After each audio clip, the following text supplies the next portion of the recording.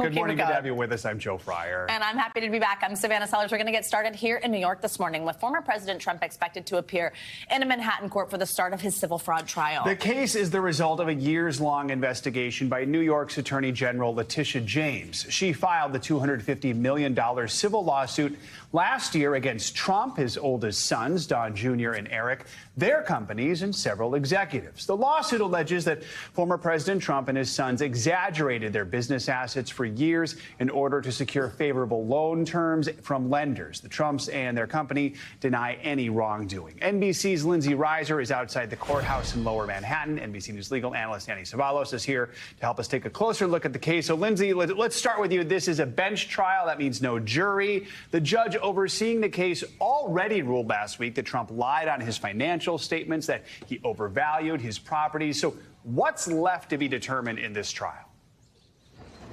Right. Good morning, Joe and Savannah. So the judge did rule those. And in addition, the judge ruled that he was able to get favorable loan terms and lower insurance premiums. So what's at stake now? Well, potential penalties and really the future of Trump's business empire. So Attorney General James is asking for $250 million in penalties and a 5-year ban on former President Trump and his adult sons being able to acquire any new commercial real estate in the next 5 years in the state. So what are a couple of examples that are cited in his case? Trump Tower, of course, the former president's triplex in that penthouse. Well, he valued it at 30,000 square feet, when in reality, it's only 11,000 square feet. So that was an overvaluation of between $114 and $207 million.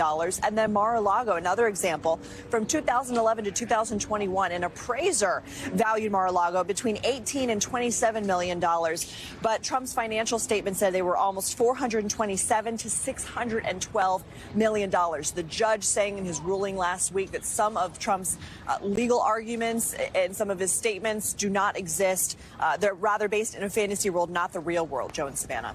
Let's bring in Danny, who's here on set with us. So, Danny, this case is years in the making, and of course now at this particular moment, among many other cases that are going on. Tell us what you are going to be watching out for today. One thing that's so interesting, you say it's years in the making. It's actually a year in the making. Letitia James, investigated this case for a long time. That part you're absolutely right about. But a year ago is when this case was filed. Just to give you some perspective, here in New York County, I have cases that I filed back in 2017 that are still waiting for trial. This case has moved with lightning speed to a bench trial. And that's part of it. This is a bench trial. And when you ask what I'm looking for today, this is a very rare creature in really any courthouse, which is a bench trial on a civil case like this with such interesting issues. And this is a bench trial in front of a judge that already gave us kind of a preview of what he thinks of the Trump defendants in this case in his, I think you could call it a scathing decision on a motion for summary judgment. So you're looking for a lot of evidence that to some degree we've already seen in this case, but the state, Letitia James, is going to be pushing to demonstrate to the judge that significant penalties are warranted because Judge Engoron already really sliced out much of the heart of this case by deciding the fraud issue before it ever went to trial. So, Lindsay, we know Trump is in town, expected to be there for a couple days. Could he testify at any point? Right, that's the question. He's expected to be here Monday and Tuesday, and I can just tell you out here, there is just a gaggle of press lining the courthouse. We've got barricades, more were just put up, police, more police just showing up as well. So security is high today. Now, as far as the witness list, we do have an idea of who we could see. The former president is on that witness list, as are his adult sons and his daughter, Ivanka Trump, Alan Weisselberg, former CEO, who pleaded guilty as part of a wide tax fraud scheme involving the Trump organization, Michael Cohen, the former president's former fixer and attorney. So these are a few names we could hear from. The trial's supposed to last potentially as many as 3 months, but it is possible that that witness list will be shortened, so the trial won't go on for that long. We know the judge is going to hold trial 5 days a week. And we also know what we're hearing from the former president, which is he has called Letitia James a racist. He's called her deranged. He's called this judge overseeing the case a Trump hater beyond even A.G. James. But we also have heard throughout this process from Trump attorneys saying, as we will prove at trial, the attorney general's case is severely flawed and her calculations are entirely inaccurate. Joe and Savannah. And Danny, before we let you go, just tell us the implications here for Trump's businesses with this civil trial. so many of these issues, in a sense, we already know what direction this is going, because when Judge Engoron granted summary judgment, he really decided some of the core issues in this case, which is fraud, and also that these business certificates apparently will be canceled. So I think we can fairly predict high likelihood that some of these Trump organizations or entities are going to have some problems with their business certificates. Now, what that means in a system, the Trump ecosystem that has so many interwoven companies, what that means in the long term remains to be seen. But much of this case is already over. All right, Lindsay, Danny, thank you both for kicking us off this hour. We appreciate it. Thank you. And also new this morning, California Governor Gavin Newsom has appointed LaFonza Butler to fill the seat and finish the term of longtime Senator Dianne Feinstein, who died last week at the age of 90. Butler is the president of Emily's List, an organization that works to elect Democratic women to office. The 44-year-old is only the third black woman to serve in the Senate and the first openly LGBTQ person to represent California in the chamber. The appointment comes after Congress worked over the weekend to pass a short-term funding bill averting a government shutdown until at least mid-November. President Biden signed that bill Saturday night. For more on all this, we are joined by NBC News Capitol Hill correspondent Ali Vitale and NBC News White House correspondent Ali Rafa. Ali, good morning to you both. This will be a last name segment as well, so we make sure you know who we're talking to. Ali Vitale, I'll get started with you and ask you about this selection specifically of LaFonza Butler to the Senate. Explain to us the decision by Governor Gavin Newsom to appoint her to office. We just heard a little bit about her background. What can we expect from her over the next year? Look, this is a really fascinating pick, not least of all because she's currently registered to vote in Maryland. Of course, she'll be able to change that voter registration and be appointed in California. Nevertheless, this is Gavin Newsom being able to make good on a promise that he made, that he would appoint a black woman to the seat and that it wouldn't be someone who's currently running in this sprawling field of candidates. We already knew that Feinstein was going to step down at the end of her term, so there was a raucous race on for the Democratic primary there. People like Congressman Adam Schiff, Congresswoman Barbara Lee, Congresswoman Katie Porter, a lot of members of the California delegation already serving in the House, trying to make the jump over to the Senate right now. But what's interesting in this appointment is that Newsom is making clear, an advisor to him said that the person who he appoints, in this case Butler, is not preempted from running for this seat, which means that Butler could join that very crowded primary field if that's ultimately what she decides to do. But look, there's a lot of other interesting threads to this. This is someone who was a former advisor to then presidential candidate Kamala Harris back in 2020. Of course, now Butler leads Emily's List, which is one of the preemptive organizations that helps elect women to office, with the caveat that they are pro-abortion choice women, pro-choice women who want to be on the ballot in that capacity. This is not just a nod to someone who elects women to office, but also someone who's protected reproductive freedom. Let's bring in a Rafa here, talk about the bill that Congress passed to keep the government funded through November 17th. So what was included in that? And what are we hearing from the president after he signed off on it? Yeah, Joe. Well, this funding bill included disaster relief funds, but notably it did not include any money to bolster security at the border. Remember, that's something that Speaker McCarthy and House Republicans had wanted included in this. And it also didn't include any additional aid for Ukraine. Senate Minority Leader Mitch McConnell actually had to withdraw his own Senate bill that included that aid to Ukraine to be able to boost Speaker McCarthy's chances of getting this passed in the House. And we saw the president speak publicly about this for the first time yesterday. He delivered remarks at the White House, and he said essentially that it didn't even need to come to this in the first place. He talked about this, quote, terrible bargain that he says that Speaker McCarthy had to make with those in the far right of his party to be able to keep his job, but at the risk of taking domestic priorities off the table. And he stressed how important it is for Speaker McCarthy to honor this commitment, this handshake deal that these two made a couple of months ago during that debt ceiling crisis to, in part, include additional aid to Ukraine. Take a listen to some of his remarks yesterday.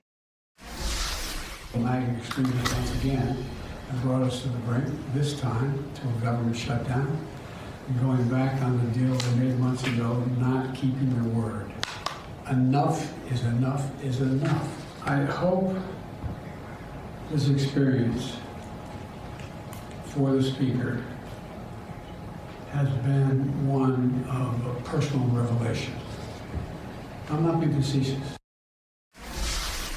And that aid to Ukraine is still expected to be a big sticking point, as this funding bill only lasts for about 6 weeks. It's still unclear whether that's going to be brought up as a standalone bill or whether some border security funds will be tacked onto it to be able to get Republicans on board. So we're still pretty much in a wait and see mode as to how that will be presented. And Ali Vitale, as we saw this drama unfold over this near shutdown, we've also seen this growing rift among House Republicans, as we've been sort of alluding to. Florida Congressman Matt Gaetz threatening to remove Speaker Kevin McCarthy from his job. Where do things stand on that front? And promising that he's going to do it as soon as this week. Gaetz is someone who has long said, quite literally, that if McCarthy looked to his left and passed a continuing resolution in bipartisan fashion, he would push on a motion to vacate. That's exactly what happened here, and now Gaetz seems to say that he's going to make good on his promise. This then begs a few questions here. McCarthy basically said, bring it on. Let's do this. You've been threatening this for the entire tenure of my speakership. I'm finally ready to go for it. He thinks that he's going to be fine, but I've spoken to other members who are close to Gaetz who feel like not only is he going to file this motion, but he could be able to potentially drag this out. Now, from the moment that Gaetz introduces this motion, leadership can push the vote for about 2 days. So you can add however many, whatever day he introduces this on, +2 for us to actually get to the vote. But a lot of questions here. Will Democrats save him? Will he get the Republicans he needs? It's going to be pretty chaotic. Absolutely. Ali Vitale, Ali Rafa, thank you both very much. Good to see you. So as we mentioned, at the heart of the back and forth over keeping the government open is the war in Ukraine. The deal struck over the weekend included no new money to help that country in its fight against Russia. NBC News White House correspondent Monica Alba explains. Stop playing games. Get this done. President Biden challenging conservative hardliners in Congress who are trying to block funding for Ukraine. I can't believe those who voted for supporting Ukraine, overwhelming majority in the House and Senate, Democrat and Republican, will, for pure political reasons, let more people die needlessly in Ukraine. The president pushing lawmakers to pass a supplemental bill to keep those funds flowing. The U.S. has already sent more than $113 billion in aid to Ukraine as it defends itself against a Russian invasion, much of it used for security and humanitarian assistance. Broad majorities in both parties on Capitol Hill back funding for Ukraine. To the Republicans who say Ukraine doesn't matter to us, you're wrong. Respectfully, you're wrong. The war gets bigger, not smaller. But voters are more divided, with 41% in a recent poll saying the U.S. is doing too much to help the country. Now it's up to Congress, and Speaker McCarthy today linked the money for Ukraine to additional border security as a way to get both sides on board. There is a need for Ukraine. I support being able to provide the weapons to Ukraine, but America comes first. Now, the White House can draw from an existing stockpile of weapons for at least the next several weeks to sustain Ukraine's battlefield needs. But a U.S. official tells me there's real concern about what happens after that if there isn't an agreement soon. Back to you. Monica, thank you so much. Well, police in upstate New York are desperately searching for a 9-year-old girl who went missing while camping with her family over the weekend. Authorities are now warning that they believe she is in imminent danger. NBC News correspondent Jesse Kirsch has the details. A desperate search in upstate New York for Charlotte Senna, the 9-year-old last seen late Saturday on a family camping trip, who authorities believe is in imminent danger. They shared with me how joyful their little girl is. A 4th grader just recently elected to be a class officer for student council. New York's governor says around 6:15 last night, about 200 miles north of New York City, Charlotte was riding her bike with friends in Moreau Lake State Park. She just wanted to go around one more time by herself. Be that big girl, do it by herself. Literally 15 minutes later, she hadn't come back yet. And that's really when the nightmare begins.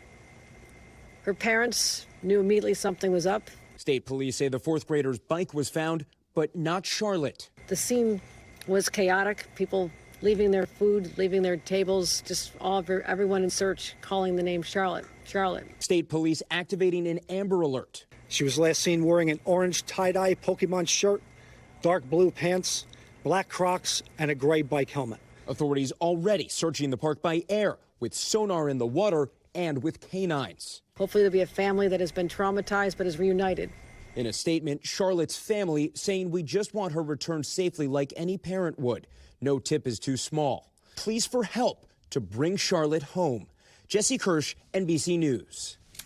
All right, for many, unseasonably warm weather is kicking off this October. That's right. Michelle Grossman is with us this morning to tell us more about that and give us our forecast. Hey, Michelle, good morning. Hey there, guys. Great to see you. And we're going to be really warm. We're looking at temperatures anywhere from 10 up to 25 degrees above what is typical for this time of year. So a really warm start to October. Take a look at some of these numbers. Even Minneapolis near 90 degrees. That's 24 degrees above average as I get to 88 degrees later on this afternoon. 90s in Kansas City and Memphis, 87 degrees in Chicago. Really warm into the Northeast as well. We're looking at Pittsburgh, 81 degrees. That's 13 degrees above what is typical for this time of year. But look at this temperature divide. We have a cold front that's straight from New Mexico all the way to North Dakota. Back behind this front, we're looking at cool conditions, wet in some spots. Salt Lake City, almost 20 degrees below average today at 55. In the mid-70s in Las Vegas. That sounds warm, but still 13 degrees below what they're used to for this time of year. Then tomorrow, we're looking at another set of 80s and 90s as we go throughout Tuesday. 90 degrees in St. Louis, 84 in Green Bay, 21 degrees above average, 91 in Little Rock. That heat extends down to Houston, also Dallas, and to Birmingham into the mid-80s, 81 degrees in Lynchburg. And we're looking at a really warm Boston tomorrow, too, 80 degrees, 14 degrees above average. Still cool back behind this cold front as well. We're looking at Cheyenne, 62, a little bit below average, and into the 50s in Salt Lake City, 15 degrees below what is typical for this time of year. This pattern is going to stay in place as we go throughout Wednesday as well. We're still really warm on Wednesday into the 80s in Chicago, but notice that trail off as we get towards Thursday, also Friday. That's that cold front that's making its way towards the east. It's going to eventually make it into the Northeast by this weekend. So fall-like weather does return, but we're still really warm in Cincinnati on Wednesday, on Thursday. Same story in New York City, still in the 80s as we head towards Wednesday. Here's that cold front that I was talking about. Back behind it, we're really cool. Ahead of it, we're summer-like. But along this front, we're looking at some heavy rain that will maybe 2 inches per hour at times. We're looking at heavy mountain snow, too, in portions of mountains in the Utah area. We're looking at 8 inches in some spots. And then on the tail end of this, we're looking at a severe weather risk, strong to severe storms as we head throughout the later part of today, especially once that daytime heating gets going. So parts of southern Colorado into western Texas, also New Mexico. That's the story today. That cold front is going to make its way towards the east tomorrow. So then we're talking about the central plains, looking at some really heavy rain. Could see some storms, too. Storms capable of strong winds, some large hail. Tornadoes are possible as well. This is Tuesday around 8 o'clock into the later evening hours and nighttime hours. Also looking at that heavy rain falling as well. In terms of that rainfall, we're looking at anywhere from 1 up to 2 inches. But some of that rainfall in some spots could be 2 inches per hour. So we could see some really heavy rain as we go throughout today, also tomorrow. The severe weather threat, mentioning portions of New Mexico, especially western Texas, we're looking at winds gusting up to 60 miles per hour. Some large hail. The tornado risk is low today, but not zero. And then tomorrow, that tornado risk gets a little bit higher as we look towards the central plains. But look at all that sunshine in most of the eastern part of the nation. So after that really long stretch of raw weather for us in the Northeast, we're looking at some nice conditions. It's our reward week. Yeah, we deserve it. Exactly. Yeah. I know. I was watching that from afar, like, wow, I can't believe what you guys dealt with last week. We watched you from afar, too. We were jealous. Let's be honest. See you in a little bit. Thanks, Thanks for watching. Stay updated about breaking news and top stories on the NBC News app or follow us on social media.